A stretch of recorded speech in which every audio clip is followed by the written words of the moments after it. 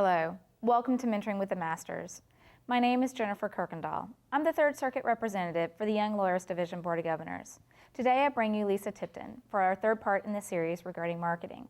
Lisa is the owner of Sparkia Creative as well as PR Florida Inc. Lisa, welcome back. Thank you. All right, social media, it's big. People use it more so on a personal basis, but you can also use it for your firm. How? My best advice to any lawyer considering the use of social media is if you have the time and if you're going to do it right, it can be effective to build your business and to network with other lawyers for referrals. But if you're not going to do it correctly or devote enough time to it, don't waste your time at all. It would be better to rely on your website and your personal networking and other elements of your marketing campaign than to put a little bit of time into social media and have your social media presences look like they're neglected. So with that in mind, let's say that you do want to make the commitment and you're ready to launch off on LinkedIn. We'll start with LinkedIn because that's a professional network. You absolutely have to review the Florida Bar's social media policy. It's very clear, it spells it out. Things that you can say, things that you cannot say, the rules about posts that people put on your profile. You really need to keep a handle and monitor those. But what you want to do is look at LinkedIn as your own personal web page. That's essentially what it's for, and it has networking capability linked with it. You go to linkedin.com. It's a free service. You can upgrade to premium, but I think most people find that the free works just fine. So what you want to do is get your resume, and you want to have a good photo or your firm logo, and you want to fill out, it's very easy, it takes you through a step-by-step process of filling out your profile. You want to make your profile look as current and as relevant as possible. You want to list some of the cases that you've worked on, you want to list some recent projects, community service that you're active in. You don't need to have someone's LinkedIn profile look like they made it 2 years ago and never touched it again. So if you're going to establish a profile, remember that you need to update it as frequently as you can with new activities that you've added to your resume. Next, what you want to do is search around on LinkedIn for groups that relate to your practice area. You'll find groups, probably 20 for each practice area, but they may be based in New York, or they may be directed to legal administrators connected to your practice area. Look very carefully. And even among the groups that have, let's say, 2,500 members, it posts a list of the activities. That means information that people have posted in that group. And if you see that a group has 2,500 members, but yet this week only 4 people posted there, you can look at that one of two ways. It's not an extremely active group, but there's a lot of room for you to have a big presence in a group that isn't active, if you can draw people in and have them become active. And I want to back up and make sure that you understand, LinkedIn allows you to have a profile that's available for the public to see, and you can change the URL, the link to it, tailor it however you want it to be. So it could be, linkedin.com with your name or however that is. So it makes you more searchable on the internet.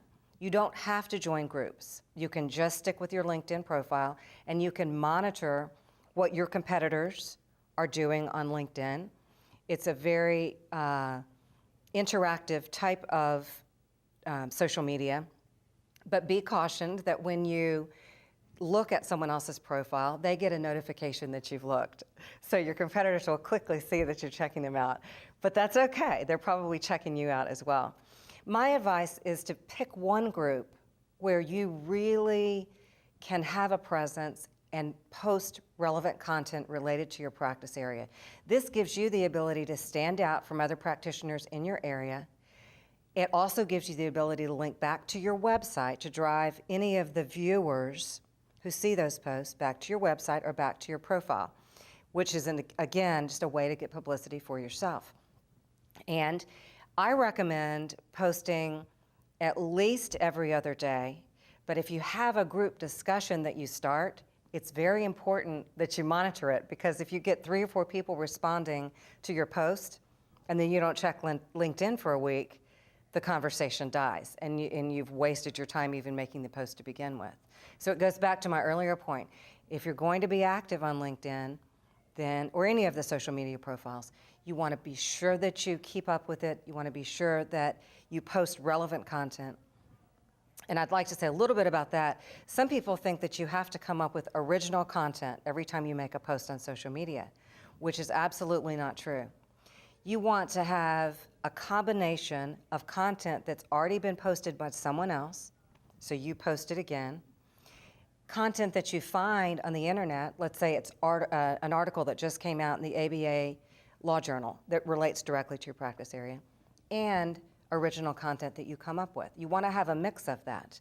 That makes you more relevant on LinkedIn, and it also makes you become more of an information source to other people. So if you want to look at it that way. Do you have any questions about LinkedIn? I mean, you've talked about LinkedIn quite a bit. What about any of the other social media outlets as far as promoting your business? A lot of businesses have opted to use Facebook to promote themselves, which is a very good avenue. It has obviously a lot of people are on Facebook.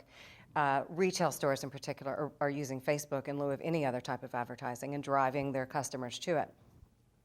Florida bar rules are very strict, again, about the use of social media. You can ask people to visit your Facebook page, for example, but you're not supposed to ask them to like your Facebook page. For law firms, there is a pretty big line, I guess, between your personal Facebook and your law firm Facebook, and the Florida bar spells that out. But example, if you want to think about what Facebook is, it's a visual medium. Facebook, people want to see your face in your pictures. So here are some creative ways that you can use Facebook to promote your law firm. Let's say that you go to an event and you're a speaker. Let's say that your law firm, you're here and you're making a speech. You can take pictures of have people take pictures of you speaking, but also take pictures of the event organizers who are here. And then you post those pictures on your Facebook, and in turn ask the event organizers to post them on their Facebook. It links back and forth. And that way you're driving their audiences to your Facebook and vice versa. So let's say that you and your firm participate in a 5K run. Same thing. Post those Facebook pictures with the summary of how much money you raised and how many people participated, that sort of thing, and cross-link it. Send it out to other people who you know will post it and link back to your Facebook page. You can post news about relevant cases. Let's say you just got a big victory in court. Instead of doing, or in addition to doing a news release, you can post the announcement on Facebook so that you have a link to the case itself. Let's say it's a Supreme Court decision or something of that nature, and you have the basics about. So what Facebook does, and the reason they call it a timeline, is it gives your audiences an idea of what you're up to. The cases you're working on, the events that you're involved in, if you just got appointed to a new position at the Florida Bar or on a committee, or even something in your local bar association. Same thing, it gives your clients, and prospective clients in particular, an idea of how you work and what you're involved with. But same rule applies. You don't want to go on a law firm Facebook and find the last post from May 2012. It looks like no one's minding and no one is involved in the community anymore, or whatever that might be. So again, if you designate a person to manage your social media and make that commitment, you've got to keep it up. I think that those are probably the two main social media sites that lawyers use, and those are ways that you can use them. Again, be sure that you review the Florida Bar rules on social media before you ever start, and if you have any questions, the Ethics Council staff is very helpful will answer your questions. Right, and you can always call the ethics hotline. That's available to be able to answer questions along those lines as well. Lisa, thank you for joining us. All of your information has been very helpful, and I thank you for watching this segment of Mentoring with the Masters. Thank you. Thanks.